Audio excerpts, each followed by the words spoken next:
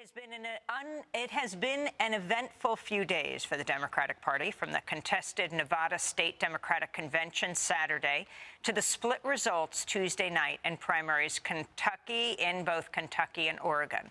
Former Secretary of State Hillary Clinton declared victory against Democratic presidential candidate Bernie Sanders in the primary on Tuesday in Kentucky, though it is razor-thin margin, while Sanders won a decisive victory in Oregon. Last night, Sanders spoke to about 12,000 supporters in Carson, California, directly addressing the Democratic Party leadership. In almost every case, whether it is a national poll or a state poll, we do much better against Trump than does Secretary Clinton.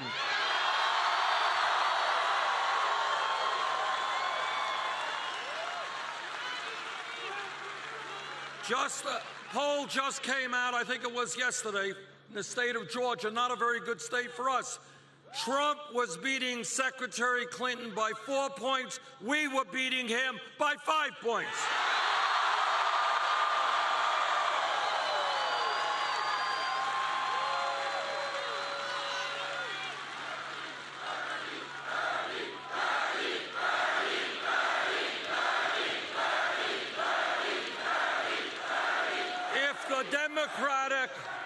If the Democratic Party wants to be certain that Donald Trump is defeated, and that we must do, we together are the campaign to do that. The relationship between the Sanders campaign and the Democratic Party leadership has been challenging from the start of the primary race, when former Secretary of State Hillary Clinton began with a more than 400 delegate lead by securing support from superdelegates, the 712 congressmen, senators, governors, and other elected officials who often represent the Democratic Party elite. Well, a new article from In These Times by Branko Marcetic uncovers the secret history of superdelegates, which were established by the Hunt Commission in 1982.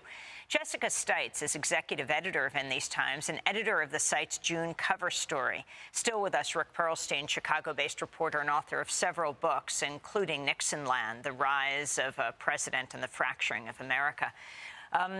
Let's start with you, Jessica. Explain the superdelegates, which has really become such a critical issue right now, how they came into being. Sure. Yeah, our reporter, Branko Marcetic, actually went down to the National Archives and dug up the transcripts of this entire commission that debated for months about Democratic Party rules reforms and came up with the superdelegates as their answer. And basically what had prompted this were the losses of Carter and McGovern, and so this fear that the Democratic Party wasn't nominating sort of electable, winnable candidates. And so these sort of party insiders sat down and said, what do we do? And their instinct was, well, we need to take control. We need to take control of the nominating process. We're worried that sort of if we let the people decide through primaries, they're going to pick the wrong person. And so they instituted the superdelegate, who could act as a corrective, essentially, to the popular vote by, at the convention, casting votes for whomever they chose. And what really the sort of psychology you saw there, and this comes up a lot in the transcripts, is this fear of the activist or the outsider candidate that might disrupt the party, might not work with the Democrats the way they want once that person comes to the presidency. And this sort of sense that the elites kind of know best, and we have a particular political acumen. And again, this was in response to... Well, McGovern and Carter. So interestingly, they didn't see Carter as an insider in any way. They saw him as this sort of Southern outsider who was mostly drawing officials from his own local circles, and he wasn't working with them in the ways they wanted him to when he was in office. So they were afraid of someone like that, and then they were afraid of a leftist activist, a grassroots activist. So those were their two fears, and they Also, they were reacting in large part to the spread of the primary system, which had really become much more central after some 1968 reforms that were put into place. I want to turn to a quote from Geraldine Ferraro, member of Congress from New York, first female vice presidential candidate, who was a member of the Hunt Commission.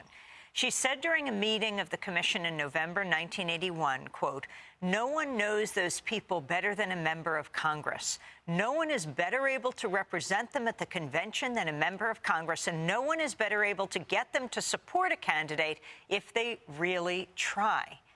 Explain, Jessica.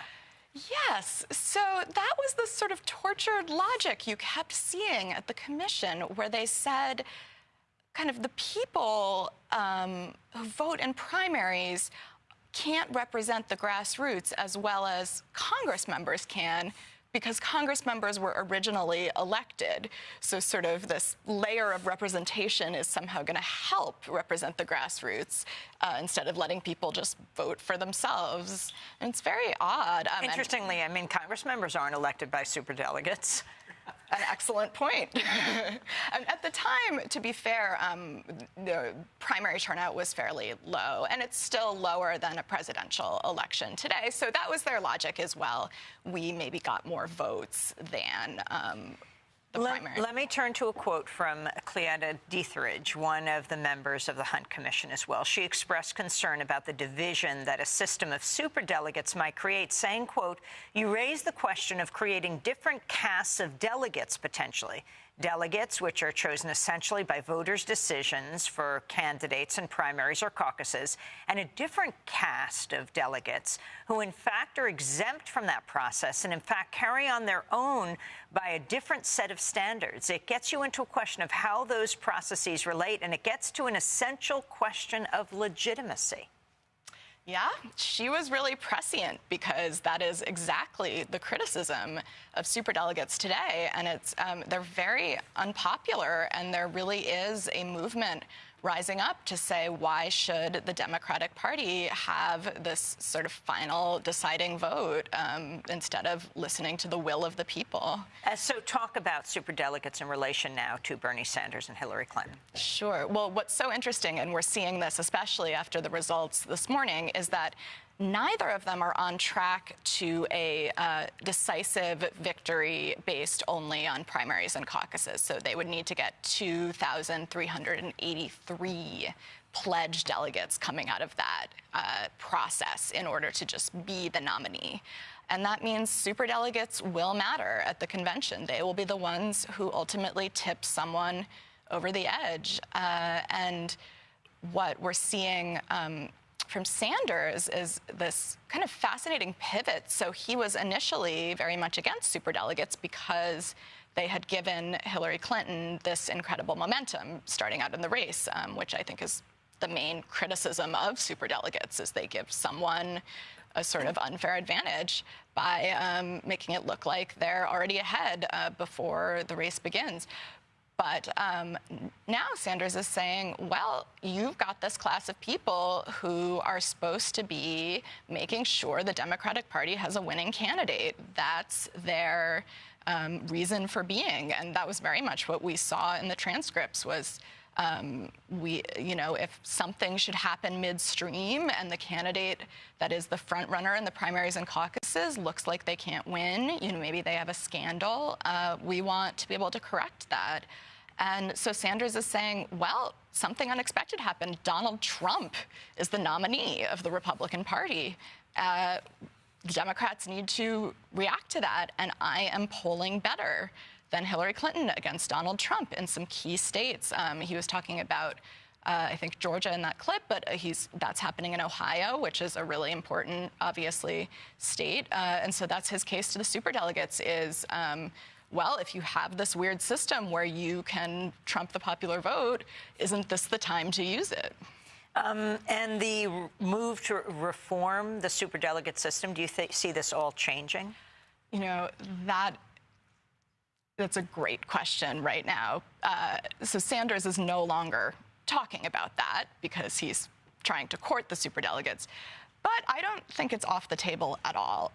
We had an op-ed actually run along with our cover story by Larry Cohen, who is the former president of the Communication Workers of America, but also a senior advisor to the Sanders campaign. And he is calling very strongly for at the convention for the Democrats to abolish or reform the superdelegate system. And I think there's definitely a faction within the Sanders campaign that wants that. Can you talk, Rick Perlstein, about how the Democrats and their process compares to the Republicans? They're similar. When the Democrats reformed their system, between 1968 and 1972, it was kind of seen as this was the direction history was going. More democracy, less smoke-filled rooms. So a system in both parties that had been kind of mostly caucuses and conventions, and some primaries became mostly primaries, and then some caucuses and conventions. What happened in Nevada? Can you, Jessica Stites, talk about what we just saw? I mean, there's a police line in front of the stage. Yeah, I think that. And Rick, would you like to weigh in on that? Yeah. Well, I mean, we saw the footage. It was a very contested convention. The Clinton folks say the Sanders folks knew the rules in advance and then complained when the rules didn't advantage them. The Sanders folks say that basically we have an establishment that's trying to assert their powers. I think when I look back historically, I see the attempts to exacerbate these divisions as possibly a strategy of Donald Trump and the Republicans. He has an ally named Roger Stone, who was part of Watergate. The whole strategy of Watergate, all through 1972, was to create divisions that were based in real divisions, but to exacerbate them. So like a Roger Stone type figure would steal letterhead from one of the Democratic candidates, write a letter accusing another Democratic candidate of cheating, and then get that out to the media, right? So the idea is if Democrats can't get back together in the general election,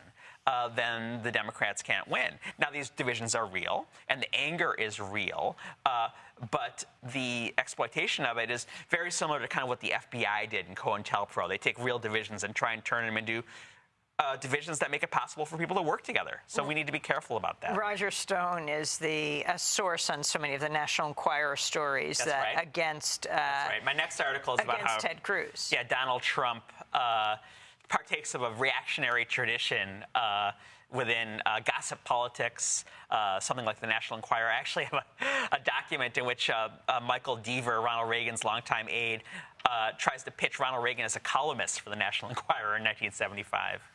So there's a continuity there. Back to Hunt Commission, your final observations, Jessica Stites, as you dug into the documents and your reporter did. It was named after... Oh, Hunt, he was a former governor, I think, and he was chairing the... No, is that wrong, Rick? You're making history faces. No, I believe so. South Carolina, so that sounds right. That was kind of it. He was a Southerner, right? Yes. He was chairing the commission. I think superdelegates are not the only thing wrong with our electoral process. And one of the great things about kind of opening the door to questioning superdelegates, which are a pretty easy reform for the Democratic Party to make if they so choose, is what else is wrong? Why are so few Americans voting in our general election? Less than 80%. No. More than 80% of people are not voting in the primaries and caucuses. Yeah, and that is a real problem. And there are things that can be done to address that. I mean, Rob Ritchie of Fair Vote has, I think, a great proposal, which is have one nationwide primary on one day, one person, one vote, and that'll decide the Democratic candidate. So there are things we can do, and this is just a party process. This does not require changing the Constitution. Well, I want to thank you both for being with us. Jessica Stites of In These Times, which is based here in Chicago, and Rick Perlstein, a Chicago-based reporter who reports for The Washington Spectator. And we're going to link to all your reports at democracynow.org. This is Democracy Now!, democracynow.org.